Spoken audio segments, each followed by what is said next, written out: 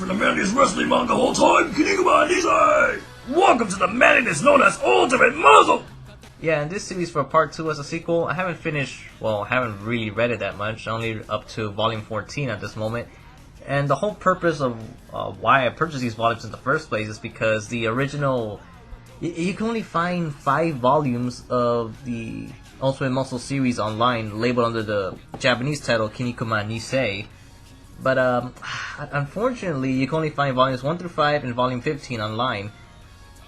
And the rest of them, you just gotta buy it from yourself. But the other problem is that there's some volumes that are out of print, including volume 1.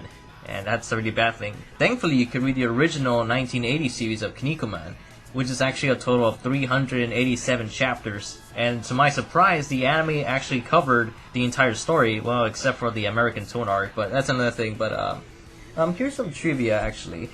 That would you believe that this is actually not a... This is supposed to be a shonen, however, it was published under the Weekly Playboy magazine, and you see certain adult innuendos within the series, such as this one here.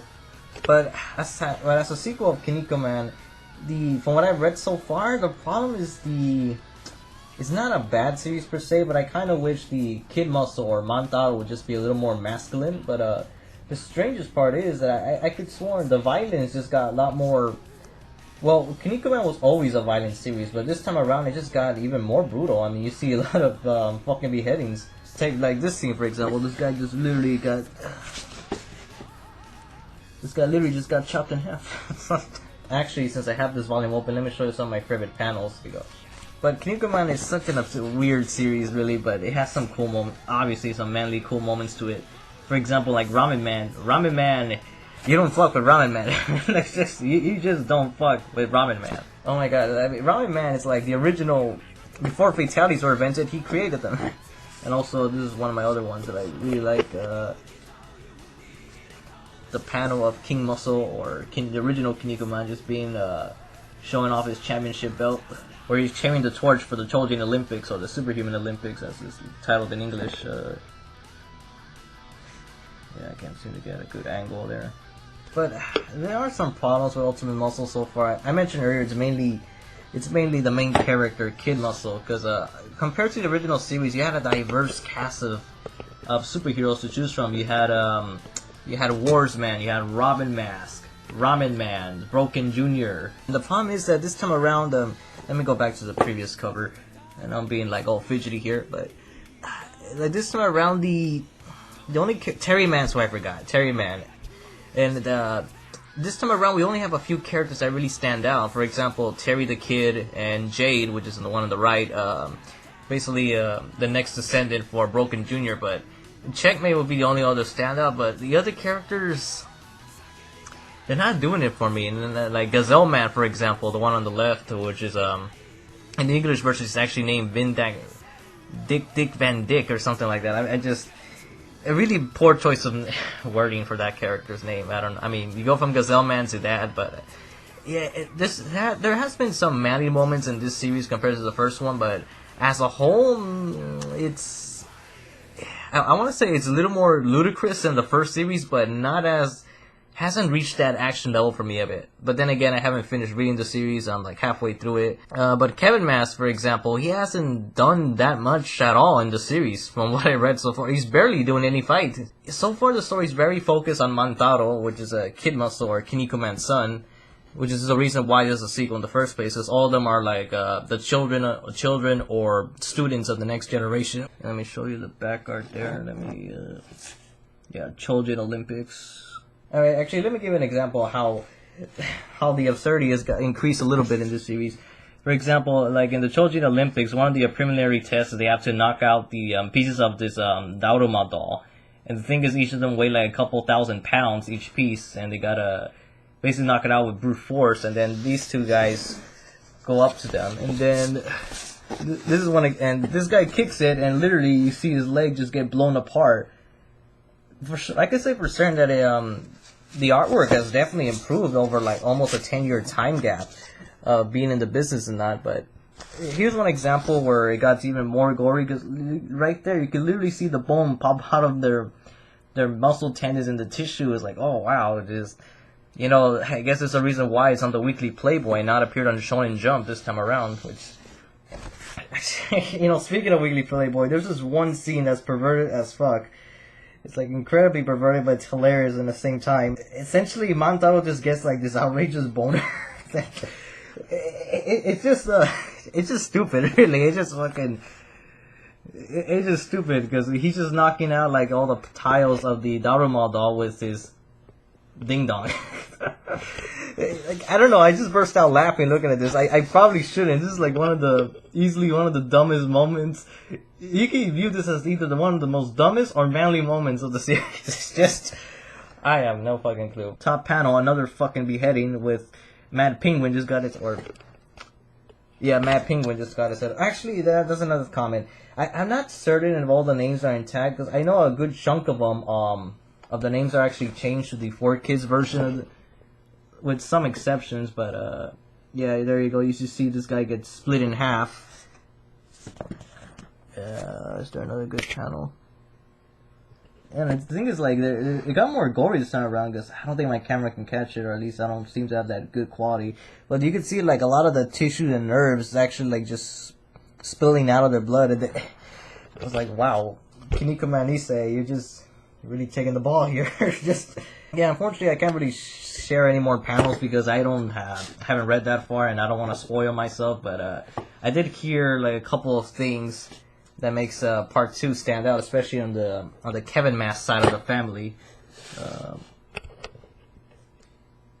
Yeah, volume 19. There you have Kevin Mask looking like a beast. And fun fact. The character from Toriko, Robin Starjun, is actually based on Kevin Mask's father, Robin Mask. I think I'll just cut away to a clip right now.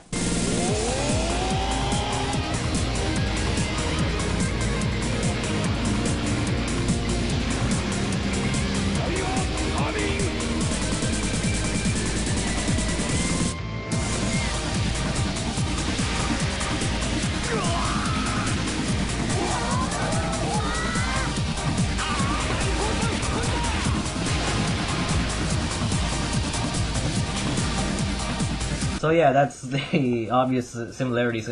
Funny thing. Even in the most recent chapter of Toriko, there is actually a reference to Broken Junior. It's so random. He just brings it up like Broken Junior. And the funny thing is, I just happened to be reading Kinnikuman at the time. It's as if it was a sign that I'm reading it at the right time for I can understand this joke. Legends, like fucking... There you got Ramen Man on the right. Oh shit, come on. You got Ramen Man on the right, Kinnikuman, Robin Mask, Terry Man, then Buffalo Man is the other character I forgot. Yeah, old school heroes. It's interesting because they're even older than the characters of Fist of North Star. Initially, the Kinnikuman began in 1979, and right now it's actually still ongoing. That's another fun, interesting thing to know about Kinnikuman. Even though originally it was just Kinnikuman, and then the spin-off called Kinnikuman Lady.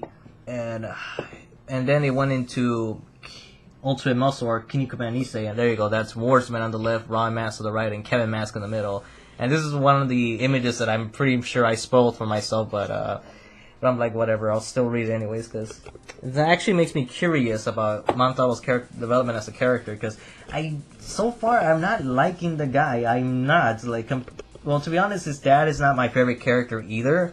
But I can say for sure that his dad's a lot more masculine than he is, well, they're both silly characters, that's without a doubt, but at least his father had more knew when to get serious, and with Mantaro or Kid Muscle, he has this very, very flip-floppy personality of being brave and being a coward repeatedly, and I feel like, your writing is not, whether you're doing it for comedic purposes or not, your writing's not coming out as good. It makes your character look bad, it makes him look terrible. I have no idea who those characters are. I got reminded of Akuma Shogun looking at the top left one, but I have no. Yeah, I still got like a lot to read, as I said before. But the first Kinnikuman series, how is it? It's there's a reaction video I did with the members of the fandom group to give you an example like how the series is, and it's very. it makes JoJo look normal. That's the thing. It makes JoJo Bizarre Adventure look JoJo's normal adventure. They're just a big outrageous. It's so weird. You got people that can have black holes in their faces. You got a guy that can stop time. You got a guy that can. Oh my god, what was the more weirder ones? You have a guy that's mixed in with a sneaker. I'm just Sneakator. Some of these designs are just weird and trippy as fuck. But oh my god, that's Ashura. I'm not sure whether it's supposed to be Ashura Man or his descendant. Sunshine. And speaking of Sunshine, Ashura Man, like Sunshine in the original series, he was a fucking beast, and that reminds me actually, like Ashura Man and Sunshine, they're so beasts that they can steal friendship. Yeah, they can literally steal friendship and put it in a box. I know it sounds corny as fuck, but it's really, it was pretty beast. That Dream Chojin tag arc was a really, really good arc. Speaking of past arcs, the Ultimate Muscle series pays like a lot of homages to the original, and you really can't appreciate it without reading the first one first, which you're gonna have to do it anyway, since that one you can find online, and this one you can only find 6 volumes on online scan sites. But it's also the problem is that these volumes, I don't think they're getting reprinted. I feel like they only have one printing press, or they only printed one time or twice, because like I said before, some of the volumes are out of print. There's like 6 of them that need to be reprinted, and then even Right Stuff, which actually got them there for the cheapest, they're not really in stock anymore. I swear, they only have like about 5 or so copies, even though they keep saying more arriving soon. I kind of doubt that. Let's see, there's Ashram. Well, I'm not sure that will be Ashram Man, or I'm not sure it's Ashram Man his parents, or it could be like a new Ashram Man being his. I could probably just know by reading the descriptions, but I don't want to spoil myself on any little plot twists. But I'm really hoping that Kid Muscle or Mantaro actually just becomes manager, because even from the few pages, like, let me go back to one volume that like, especially on the back of this volume, he just looks like massively huge, and I'm just hoping, please tell me you're as manly as you look and not a coward anymore. I'm really hoping for that, because from what I read in descriptions, I heard that the final arc, or towards the end of Ultimate Muscle, it just got like really dark in terms of story quality. And I don't know, I'm really hoping that it might surpass the sequel, because the final arc in the first series was a little rough around the edges. If you like Fist of the North Star, One Piece, JoJo's Bizarre Adventure, and Sakigake Otokujuku, then you should like Kinnikuman, because it's kind of like a mixture of all 4 series together, where it's just so over the top. It's so weird. It's so weird that you could take it like in a childish perspective, because there's guys that look like toilets, and they're kind of beasts, ironically. Yeah, I would say give the Kinnikuman series a try, but you gotta understand that the first 20 or so chapters is actually a superhero parody on Ultraman. And there's some little jokes here and there, because there's one where Godzilla pops out, and there's just funny little things here, like a little homage to Superman. I'd say it's funny enough, actually, but when it gets to the fighting, that's when expect things to go out the window. There's a couple of continuity errors all the way through. For example, there's some characters that are clearly dead, and the next arc, they just happen to be alive for almost no explanation. Some of them are explained, some aren't, and then they keep flipping back and forth between who's dead and who isn't. But it's a fun series. I really liked it, because I finished it last night, and it had like a really, really conclusive ending for the first series. And I'm just hoping Ultimate Muscle or Kinnikuman Nisei surpasses it too, or at least is on the same level. Because when it comes to sequel mangas like Akatsuki Otokujuku, Fist of the Blue Sky, or maybe the later installments of JoJo's Bizarre Adventure, or even Dragon Ball Z compared to Dragon Ball, that I'm hoping it doesn't go that route where it's kind of like Naruto Shippuden and Naruto, where it just declines in quality. Because so far with Ultimate Muscle, it's been slowly going up. It's slowly been going up, so I'm hoping it stays that way, or it gets better. Yeah, that's all I gotta say.